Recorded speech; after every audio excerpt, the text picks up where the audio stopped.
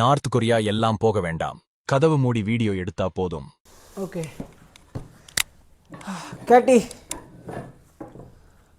இன்னைக்கு என்ன topic? Next 5 years டேய் வெள்ளை முகமுடி உங்ககிட்டே தான் பேசிட்டு இருக்கான்.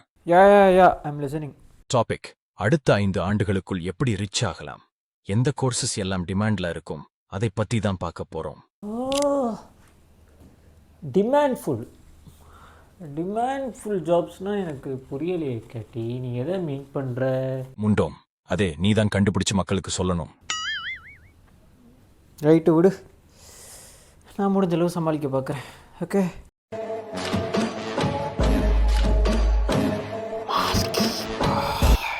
we are in the end of 2025. This is the end.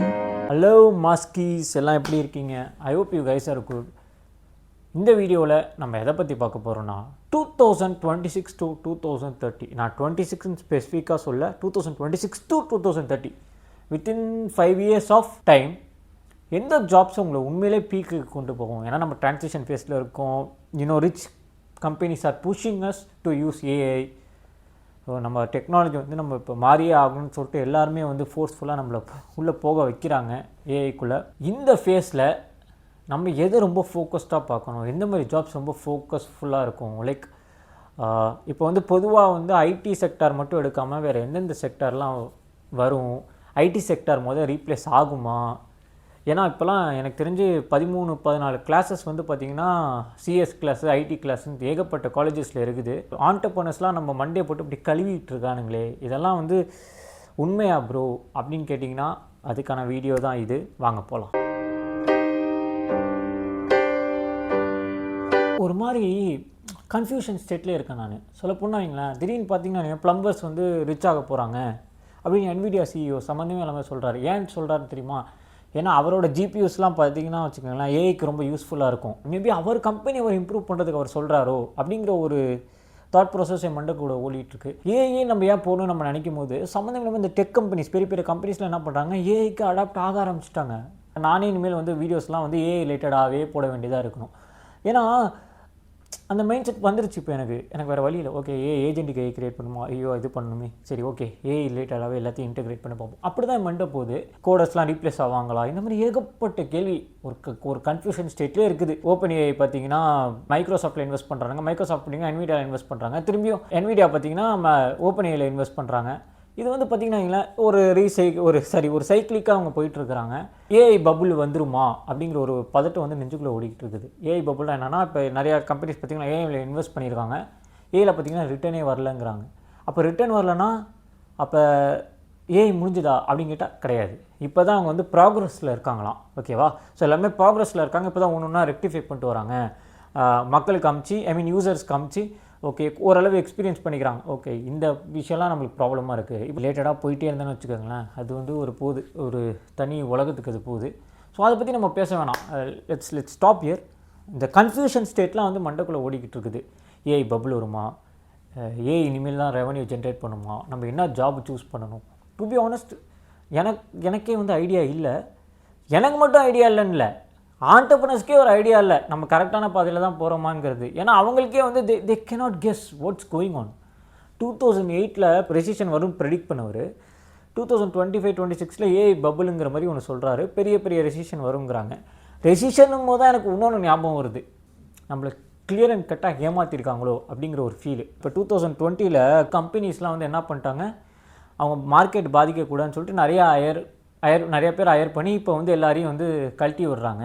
அதை வந்து ரெசிஷன் அப்படிங்கிற பேர், அதுக்கு ஒரு பேர் வச்சுக்கிட்டானுங்க. ரெசிஷன் பேர் வச்சு பண்ணுற மாதிரியே எனக்கு என்ன மாரியே ஒரு ஃபீலிங் வந்துருச்சுன்னு வச்சுக்கோங்க. இதை நான் ஆக்சுவலி முன்னாடியே கெஸ் பண்ணது, பட் ஆனால் இப்போ அதை இன்னொருத்தவரும் ஃபைனலி போட்டார். I am really happy for that. So இந்த மாதிரி நிறையா கெஸ்ஸஸ் வந்து போயிட்டு இருந்துச்சு. ஸோ இந்த மாதிரி கெஸ்ஸஸ்லாம் போகும்போது தான் வந்து சரி ஒரு 2-3 ஆர்டிக்கல் படிப்போம்.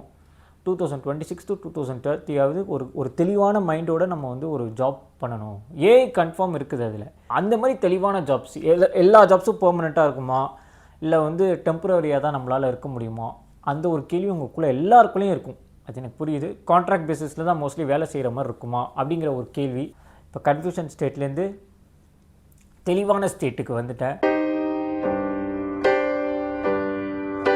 வேர்ல்ட் எக்கனாமிக் ஃபோரம் அப்படின்னு சொல்லிட்டு இவங்க வந்து ஒரு ஆர்கனைசேஷன் மாதிரி பிடிஎஃப் ஃபார்மேட்டில் ஃபியூச்சர் ஜாப்ஸ் அப்படின்னு சொல்லிட்டு ஒன்று விட்ருக்காங்க. ஏகப்பட்ட வீடியோஸ் வந்து இல்லை ஏகப்பட்ட ஆர்டிகல்ஸ் பார்க்கும்போது இந்த பேர் என்னால் படிக்க முடியுது, வேர்ல்டு எக்கனாமிக் ஃபோரம். ஏன்னா அவங்க வந்து ஃபியூச்சர் ஜாப்ஸ்லாம் ஓரளவு ப்ரெடிக்ட் பண்ணுவாங்க அப்படிங்கிறது. ஸோ 2026 to 2030 பார்த்தீங்கன்னா நிறைய ஜாப்ஸ் வந்து பெரிய லெவலில் போகும் அப்படின்னு சொல்கிறாங்க. ஆனால் இதில் நான் எதிர்பார்க்காத ஜாப்ஸ்லாம் உள்ளே இருக்குது. அது என்னென்னு ஃபஸ்ட்டு பார்க்குறதுக்கு முன்னாடி டெக்னாலஜிக்கல் லிட்ரஸி அப்படின்னு சொல்லிட்டு என்னால் ஒரு வேர்டு படிச்சுக்கிட்டே இருக்க முடியுது. டெக்னாலஜிக்கல் லிட்ரஸினா என்னது? What is that even mean? Technological லிட்ரஸினா என்ன அப்படின்னு கேட்டிங்கன்னா, ஸோ டெக்னாலஜியில் உங்களுக்கு என்றைக்குமே நீங்கள் அப்டேட் ஆகிக்கிட்டே தான் இருக்கணும், வேறு வழியே இல்லைடா. நம்ம அப்டேட் ஆகணும். ஃபார் எக்ஸாம்பிள் இன்ஸ்டாகிராம் ரீல்ஸில் அப்லோட் பண்ணுற மாதிரி கிடையாது.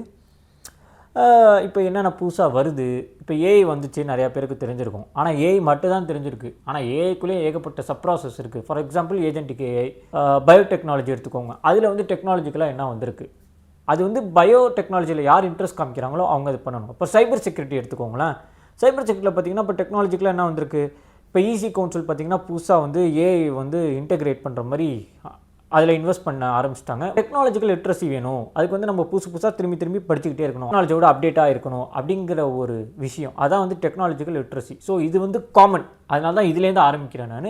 நீங்கள் உங்கள் ஸ்பெசிஃபிக் ஃபீல்டில் நீங்கள் டாப்பில் வரணும்னா உங்களுக்கு அதில் எல்லா விதமான அப்டேட்ஸ்லேயும் நீங்கள் வந்து அப்டேட் ஆகிட்டே இருக்கணும். நான் கூட சைபர் செக்யூரிட்டியில் தான் எல்லாம் அப்டேட் ஆகணும்னு நினச்சேன். பட் நோ, இன் எவ்ரிதிங் நீங்கள் வந்து அப்டேட்டடாக இருக்கணும். ஏன்னா இப்போ உங்கள் ஃபீல்டுக்கு லிங்க்டாக வேறு ஃபீல்டு இருந்தால் கூட அதில் கூட நீங்கள் அப்டேட்டடாக இருக்கணும் டு டேக்கிள் சர்க்கம்ஸ்டன்சஸ். எங்கே போனாலும் பீப்புள் கேட்குற ஒரே question, will coders get replaced?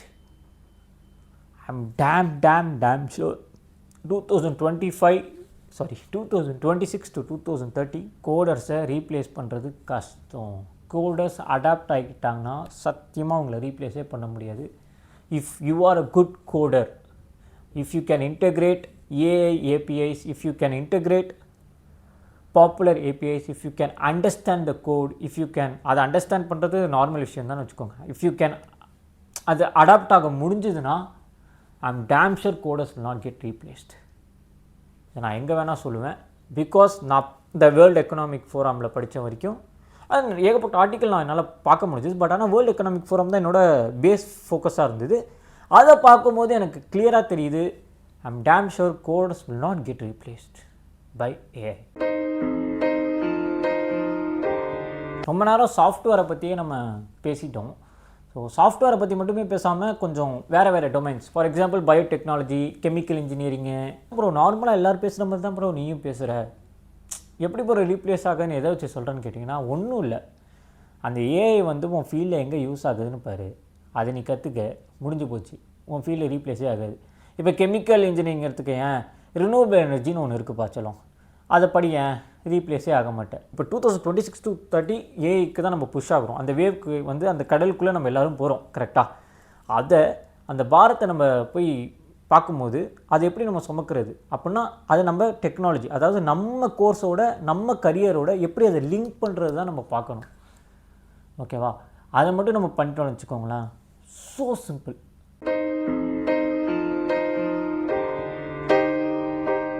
இது வந்து என்னை பொறுத்தவரையும் நான் என் கரியர் ரிலேட்டடாக, என் கரியர்னால் இப்போ வந்து டெக்னாலஜி, ஏஐ ரிலேட்டடாக இந்த ஜாப்ஸ்லாம் பார்த்திங்கன்னா மோஸ்ட் வேல்யூபிள் ஜாப்ஸ்ன்னு நான் நம்புகிறேன்.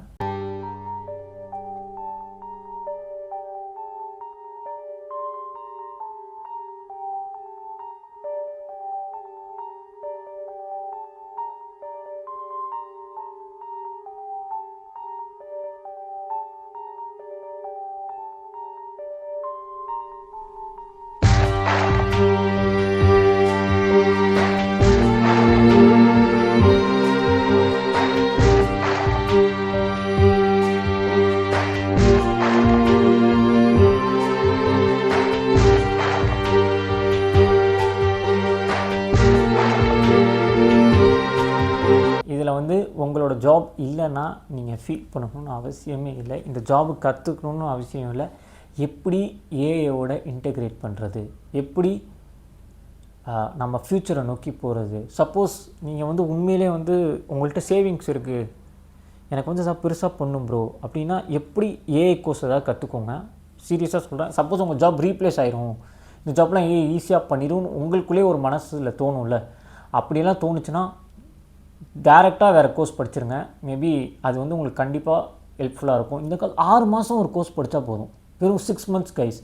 21 days வந்து ஒரு கோர்ஸ் நீங்கள் கண்டினியூஸாக படிச்சிங்கன்னா அதுவே உங்களுக்கு ஹேபிட் ஆயிரும். அதுக்கப்புறம் அப்படியே வந்து அது வந்து பழக்கமாயிரும் அப்படின்னு நான் சொல்லலை, இது யூனிவர்சல்லாக எல்லாருமே தான் சொல்கிறாங்க. வேறு வழி இல்லாமல் நானும் அதுக்கு அடாப்ட் ஆகிட்டேன். The future is yours, all the best, just face the future. Okay, 2025 waste பண்ணிட்டோன்னு நினைக்காதீங்க. 2026 will be waiting for you, it will be your year.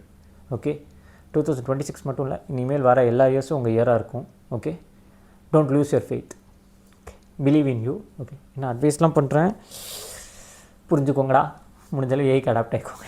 Okay, thank you மாஸ்கீஸ், happy new year everyone. Okay, to you கேத்தி. நன்றி மகனே.